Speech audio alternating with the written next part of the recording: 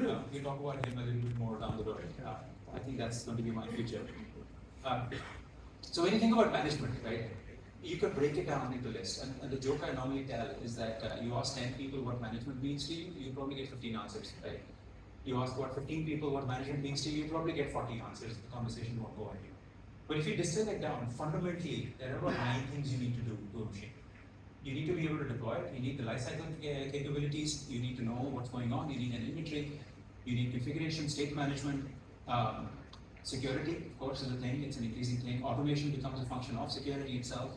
And then we talk about continuity, observability, cost management, right? Everybody wants to spend less of money. So cost has become like a fundamental construct for management, which was never a thing in the past. If you really go back 5, 8, 10 years, it wasn't a thing you'd consider as a part of base infrastructure.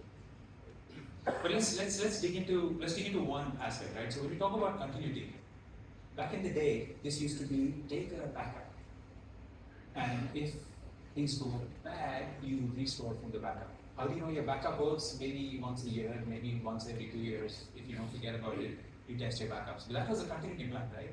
People would write it down, it would go on your company's insurance papers, you would have like a business process piece, etc. That was basically rallying around continuity, right? Fast forward to 2025, what does continuity look like today? What are the conversations that you have in the rooms today? It is about malware protection. It is about ransomware pushback. It is about time to restoration, like time to recovery, becoming a big thing.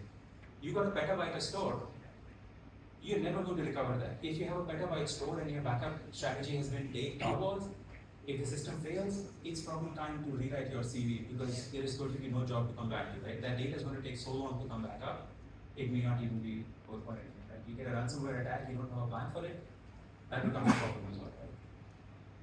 So the key takeaway there is that the constructs have changed because systems and what systems do have changed. If you think about 15, 20 years ago, there was a big commercial movement around maximizing value, right? Maximizing value delivery. What that really meant was take shortcuts. It's okay to take shortcuts if you can get a product out of the door faster, right? Time to market became like a big buzzword. So I don't know if any of you guys work in the continuity or the security space, but I just want to let you know that that is the safest job in the world right now because of all of the shortcuts that people took over the last 20 years. And so let's dig into that from what does it really mean? So when you talk about things like reliability, you talk about availability, supportability, etc. You talk about resilience in service. What does that actually mean? What we're really trying to get to is it is a function of productivity and efficiency, right? One of which is do things differently so that you can get more done with the work set of resources. And the other one being about doing the same thing you were doing yesterday, just do it really fast, or get more people doing the same thing again, right? But ultimately, from a resilience standpoint, from a reliability standpoint, from a